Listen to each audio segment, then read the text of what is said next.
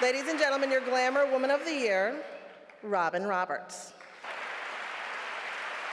Congratulations to both of you, because the two of you are on a serious roll. But first, Robin, this is a really wonderful honor. And given all you've been through and the fact that you probably at one point or another wondered if you'd ever really be sitting here tonight, it must be especially sweet. I didn't feel glamorous the last couple of years, anything but. So to be here at the Glamour Awards, never would have thought about that. It just makes you so incredibly grateful, and that's why you fight.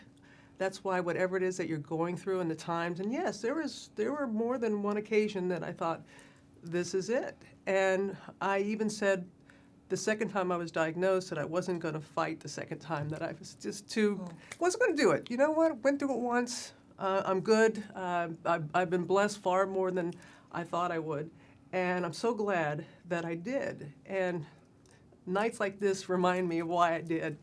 But why we all should. Why we should never, ever give up whatever it is that we're facing. Why was it important for you to be here for Robin? I was so honored to be asked. I'm always really inspired by everything that Robin's doing. I think along with everybody in America, watched your struggles, and I found you incredibly inspiring, and every single time I felt like I wanted to complain about something, it became very hard to do so.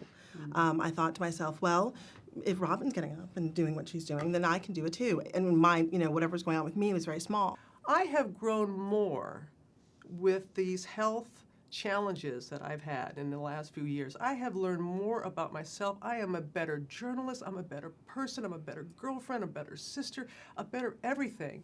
And so when we try and take these obstacles of what we think away from, they help us grow. And so I just want young people that whatever they're going through, and know it seems just like it's the end of the world, but just to know that it's something that's really honing them and it's going to make them so much stronger and better in the end. And what does Shonda and her success mean to you? Oh my goodness. I mean, she embodies what this night is all about. I think we're just such kindred spirits, and primarily how she said how she was trying to be somebody else, Toni Morrison. That was very much right, yeah, and that she said, that job is taken. And I remember when she said that to me, I'm like, oh my gosh, think about all the young people, especially the young women that are here, that they want to be the next Katie Couric, or the next Shonda, the next Robin. And it's like, no, that job's taken. Be who you are. And that's Shonda. She is who she is. She is someone who, not only herself, but the characters that she puts on television every Thursday night, I just put my shoulders back and go, yeah, thank you. And in fact, Shonda, with Scandal, Grey's Anatomy, How to Get Away with Murder, you have really single-handedly increased diversity of all kinds on television. And why is that so important? I just think that people want to see people who look like them on television. I think everybody wants to be represented. Everybody wants to see themselves represented and see their stories told. It's about looking into the face of anybody and seeing yourself in them that makes us feel like the world is a closer, smaller, better place.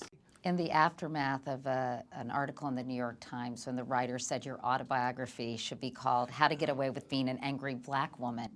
You're about to see an angry black woman right here about that. What was your take on that whole episode? You had so many people spring to your defense. I mean, thousands and thousands of people took umbrage at that remark. What was lovely about that, like evenings like this, is that you reminded how wonderful people can really be. I mean, I feel like that is the positive that comes out of everything, and I spend a lot of time trying to find the positive moments that can come out of anything. Where do you think we are as a country when it comes to greater acceptance and the real promotion of people regardless of their skin color, their religion, their sexual orientation? I have told everybody there is what I can say about myself. I mean, it was very apparent that I am a woman of color. I have spoken freely of my belief and my faith, and I have revealed about my longtime girlfriend. I got nothing else. And I am so grateful, and not surprised, but grateful that people have been so incredibly kind. And that's all you ask. That's all you ask is for kindness. I know not everyone is accepting of that, but there's a word. When people say tolerance, I don't want anybody to I don't want to tolerate you. I don't want to be tolerated. It's like we have embraced the differences. That's what my mama always taught me. She said, honey, we are more alike than not, so why don't we celebrate and highlight our similarities instead of the few differences that we all have. And Shonda, we heard Robin say that the lesson she'd like to impart to girls is don't try to be Shonda, don't try to be Robin. What would you tell young girls watching this? The possibilities are limitless. Like, limitless. If you spend your time staring at the obstacles, that's all you're going to see are the obstacles. Point your finger at the horizon and run towards it.